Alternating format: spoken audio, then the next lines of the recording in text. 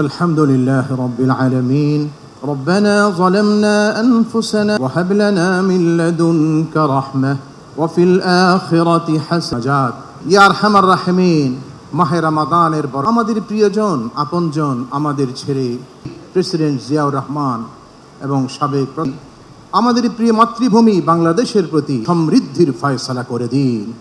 রব্বুল আলামিন গণপ্রজাতন্ত্রী বাংলাদেশ সরকারের প্রধানমন্ত্রী জনাব তারেক রহমানকে হেফাজত করুন এবং সুস্বাস্থ্য দান করুন।